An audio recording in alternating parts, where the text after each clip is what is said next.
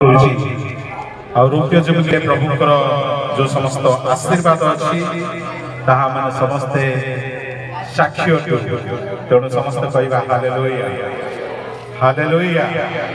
प्रभु तांकर कार्य करती एवं प्रभु यीशु जेतेबेले कृषक को गले जगतर प्रति साधन निमंते कृषक जीवा पूर्व से तांकर शिष्य मान कहले मु अपना मंडली तोड़बी नरकर फल ताहाकु पराजय करिबा नाही। आओ प्रभु यीशु क्रूसार्पित हेले मृत्युगण कबरस्थ हेले तृतीय दिवस पुनरुत्थित होला परे पुनरुत्थान से 50 दिन परे से तांकर पवित्र आत्मा को पठेले फल मंडली से दिन जन्म नाला। आज पृथ्वी रे 35 भाग लोक से माने क्रिश्चियन अर्थात प्राय 375 कोटी अधिक लोक से माने क्रिश्चियन। तेणु आम ये अल्प संख्यार थे दुखित कारण प्रभु कहते मु अपना मंडली तोड़ी मंडली वृद्धि लाभ करुच्छी। आज बालक मास जो सुंदर कार्यर विवरणी रे मंडली को बहुत भल पाए कारण ये मंडली एक प्रचार सुसमाचार प्रिय मंडली से माने केवल यही मंडली सेवा दौरान आंध्र ओडिशार बड़े विभिन्न नूतन जगह मानकर मंडली स्थापन कर तेणु मोर अल्प समय वक्तव्य रहित वक्तव्य को आरनी प्रेयर ब्लेसिंग रे मोर वक्तव्य आरंभ करी।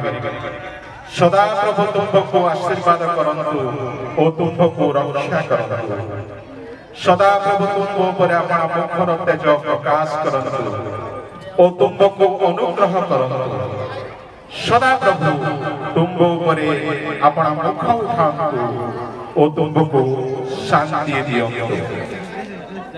प्रिय उपासक मंडली मंचरे बसथिबा प्रभुଙ୍କର समस्त व्यक्ति मानक मोर हृदय नमस्कार ज्ञापन करुछि कारण मते सुंदर सुजोग देइछन्ते आह्वान करते मोर अनुष्ठानर एक्जिक्यूटिव डायरेक्टर के भी आह्वान करा जाइतिला किंतु हम संगे अतिथि थिबा हेतु से आसी पारले नै। तेणु मो अनुष्ठान मोर परिवार आम समस्ते तरंगड़ मंडली को माने विशेष विशेष शुभेच्छा ज्ञापन करूछु। जड़े ज्ञानी व्यक्ति थिले आउ से मंडली को गोटे सुंदर आख्या देइछन्ति से व्यक्तिकर नाम होछि सोलोमन। आउ से मंडली को चारोटी भागरे से वर्णना करନ୍ତି से कहନ୍ତି परम गीत 6:10 पदरे एई जे अरुण तुल्य उदीयमाना चंद्रमा तुल्य सुंदरी सूर्य तुल्य विशुद्धा ध्वजा विशिष्ट सैनिक तुल्य भयंकर से मंडली को ईश्वर वाक्य रे ख्रीष्टीय धर्म तत्व रे भिन्न भिन्न भाव रे वर्णना करा जाय। आ विशेष करी मंडली को बॉडी शरीर भाव रे वर्णना करा जाय। प्रथम करंती रे पाउल कहंती तुमे माने ईश्वरकर शरीर रो जड़े अंग प्रत्यंग अर्थात मंडली प्रत्येक छोट बड़ से माने ईश्वरकर मंडली शरीर ख्रीष्टंकर मंडली रूप शरीर जड़े जड़े अंग प्रत्यंग तेणु प्रत्येकंकर से भूमिका रही मंडली उन्नति कल्पे कार्य करिया मंडली निष्ठा कल्पे कार्य करिया। द्वितीय भाव में मंडली होची विश्व स्तरीय मंडली। स्थानीय मंडली रे आमे प्रत्येक गोटे गोटे अंग प्रत्यंग विश्वस्तरीय मंडल आमने प्रत्यंग जितेबले प्रभु जीशु कहले यह मोर शरीर तुम्हें जेते थर एथु खाइब सेते थर मते स्मरण कर। पृथ्वीर जेकोसी देश जेकोसी जगह जितेबले प्रभु उपासना हुए एवं लोक माने से रोटी एवं द्राक्षा को नियंती ग्रहण करती से माने कहती से माने होचंती सार्वजनीन मंडली विश्व मंडली। तेणु मंडली स्थानीय मंडली अटे मंडली विश्व मंडली अटे एवं मंडली मध्य जितेबले काल संपूर्ण हुए ईश्वर पुत्र प्रभु जीशु এই জগত को आसिले आम मध्य से बास कले से अनुग्रह और सत्यतारे परिपूर्ण हेले एवं से तांकर सेवा कार्य आरंभ करबा समय से कहले ईश्वर आत्मा मो पर अधिष्ठित दिनहीन मानव सुसमाचार प्रचार करबा पाई बंदीमान को मुक्तिर घोषणा करबा निमंते एवं अंधमान को से चक्षु दबा निमंते मो अभिषिक्त होई।